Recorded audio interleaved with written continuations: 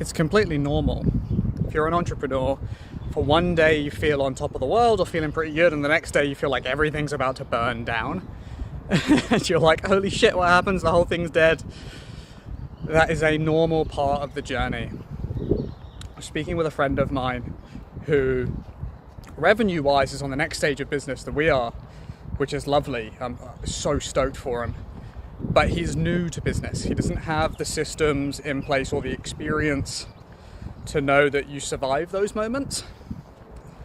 And it was funny, we were talking and he was saying, if you spoke to me 24 hours ago, we would have been having a very different conversation.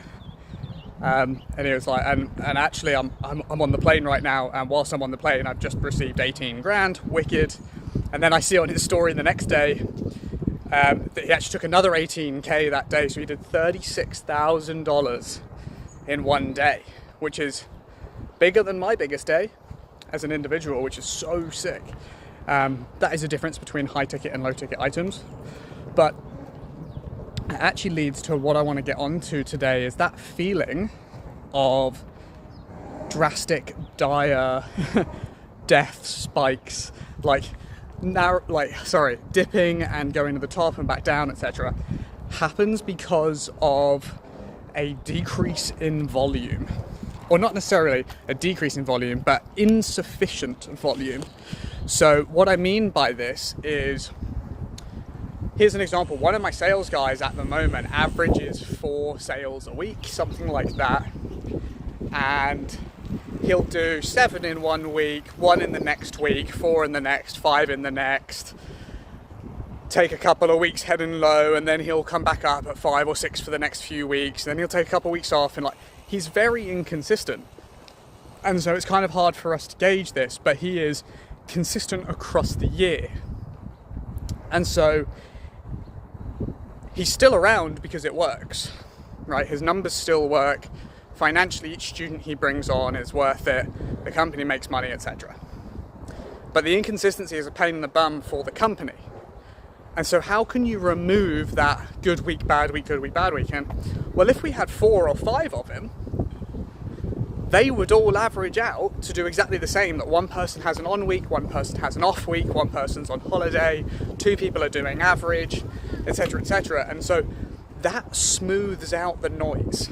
Volume smooths out the noise. And that's what I wanted to get at here, especially with entrepreneurship, which is why it feels so up, so down when you are new to entrepreneurship.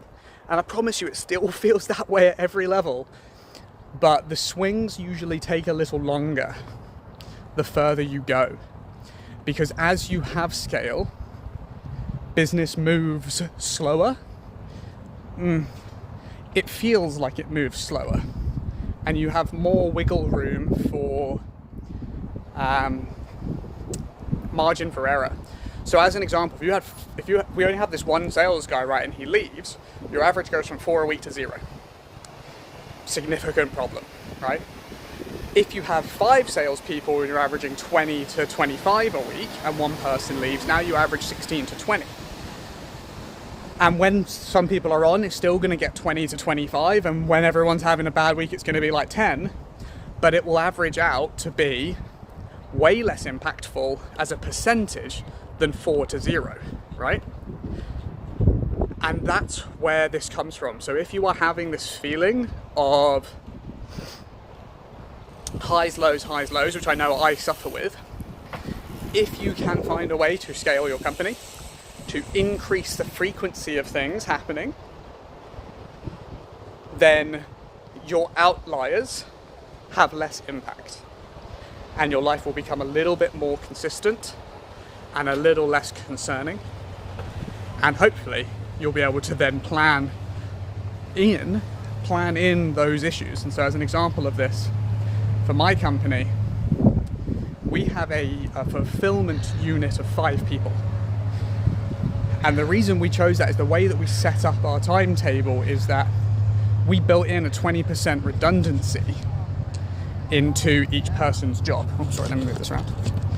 20% redundancy into each person's job, so that essentially they work 5 hours a day, 1 hour a day they're not working. So that when one person is on holiday or off sick, And occasionally it happens that there's a couple, that's where the problem happens. But one happens very regularly, half of the time on average. Now it's built into the system.